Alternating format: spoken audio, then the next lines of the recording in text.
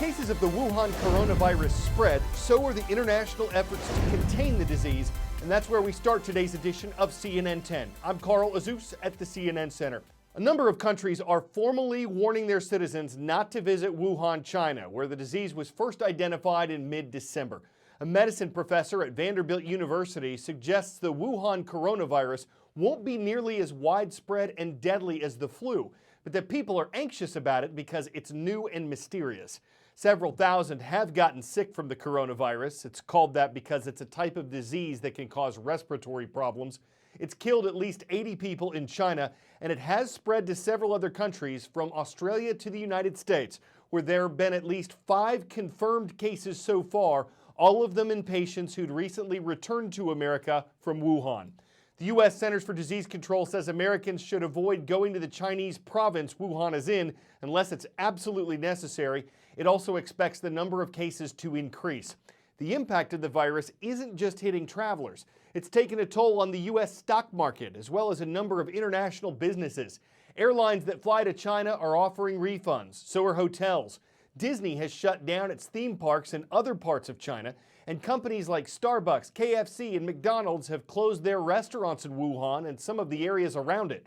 Also, on the first day of the Chinese New Year, the event that triggers the largest human migration on Earth, the Chinese government says the number of trips taken across China has decreased by almost a third. Countries whose citizens have been stuck in Wuhan are coming up with plans to get them out, but it's not an easy process. Another case has been confirmed here in South Korea of coronavirus, as the government has decided to raise the alert level. So it's at the second highest level now. And what this means is that the government steps in and takes control of the situation as opposed to the CDC. It also means an emergency task force will be set up. Now, where we are here is the National Medical Center in Seoul. And this is the area that the government has decided will be the main hospital that will take in any potential patients. There's one patient who has the virus already being looked after in the building behind us, and you can see through the doors many of the medical staff are wearing hazmat suits. They don't want to take any risks. And what we're also seeing is that they're trying to figure out how they can move many of the other patients that don't have the virus but that are sick to different hospitals around Seoul, that they can free up beds as they are anticipating that they may need them in the future. Now, behind me you can see a tent here. They're making sure that anyone coming in with fears and symptoms that they may have this virus are not going through the regular channels and not mingling with the rest of the hospital.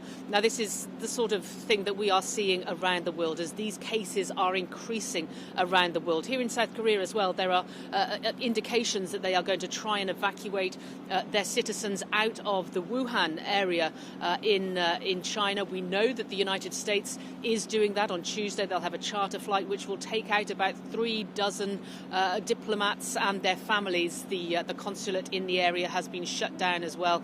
We understand also that Japan is looking to do this and try and evacuate their citizens. Australia saying they have around 100 young Australians. They're trying to figure out how to get them out as well. So this really is a case of the numbers slowly but steadily increasing in the amount of patients around the world, and countries looking very seriously at how they can take their citizens out of the worst affected areas in China. Paula Hancock's CNN Seoul. 10-second trivia. Which of these international organizations is the oldest? World Trade Organization, World Health Organization, International Monetary Fund, or UNESCO? The International Monetary Fund was established in 1944, making it the oldest organization on this list. The IMF can help countries keep their currencies stable and avoid major financial problems by giving them loans. The Great Recession, which began in 2007, brought problems for many countries. Nations like Greece and Spain had trouble with huge amounts of debt, and the IMF was one of the organizations involved in addressing that. This year, the IMF expects there to be global economic growth of 3.3%. But because of the scars of the Great Recession, the U.S. government sometimes gives American banks a stress test. How do you deal with stress? Yoga? Maybe a stress ball? How about limiting stock buybacks and shareholder dividends? No? Well, congratulations, you're not a bank. That's because after the Great Recession, the Federal Reserve began testing banks on how they would react to economic downturns. Stress tests. Those scenarios are things like a 10% unemployment rate or stock market crash, global recession. Basically, the feds will throw a scenario at the bank's books and then see how they would react. Would they have enough money to survive calamity X or disaster Y? That's the quantitative measurement, the numbers. But for the biggest banks, the Fed also looks at qualitative measures. Is a bank set up properly to respond to downturns? Does it have the ability to know where its money even is, how much it's on the hook for?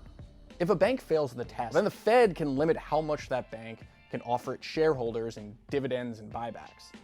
The logic is, if you don't have enough money to survive a downturn, you shouldn't have enough money to give away to your shareholders. Of course, the banks have come a long way since the financial meltdown, but here's the thing. Some indications show that the tests have become easier to pass. Last year, every major bank passed the test. And even if a bank does fail the test, it can survive it. And that's not it. A new rollback would limit the banks subject to the stress test to just the biggest ones, the ones with over $250 billion in assets.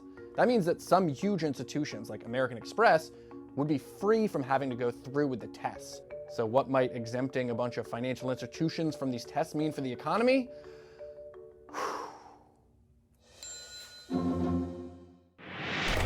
Right now, NASA has or is participating in 6 active missions to Mars. It's planning to launch another this summer, and it's looking to hire someone to oversee a new program that's planned for the years ahead.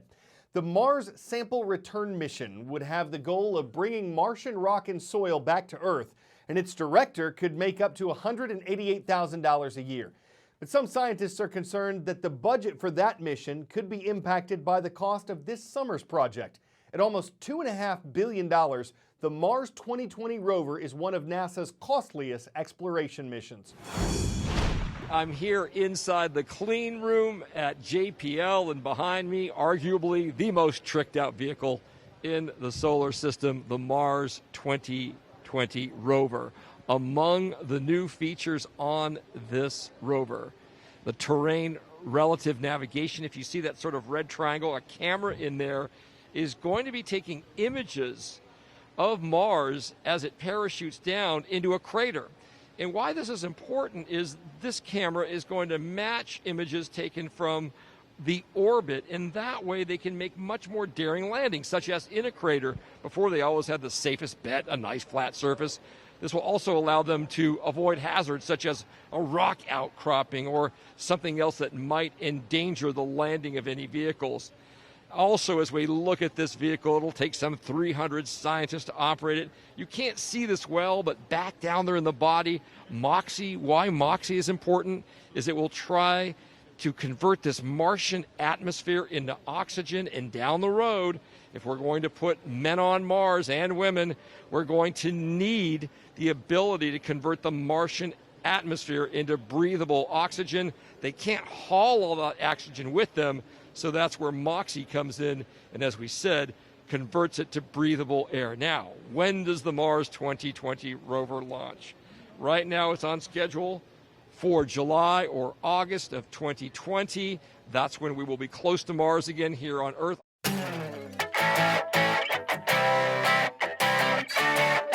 For 10 out of 10, what do you get when you cross snow with a mountain coaster? You get a snowler coaster. And this here one in Steamboat Springs, Colorado is reportedly the longest on the continent at more than a mile in length.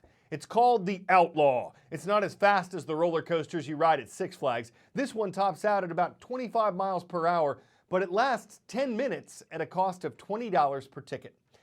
Out in the American West, fans of the Outlaw are not Billy the Kidding when they take a wild bunch of trips, watching the sun dance on the snow, understanding the gravity of the situation, and dropping in like a falling bell star who went off the rails without actually going off the rails. Our viewers in Strasburg, Ohio know a thing or two about snow. They see quite a lot of that at Strasburg Franklin High School. They also know how to subscribe and comment on our official YouTube channel. We hope you do too. I'm Carl Azus for CNN.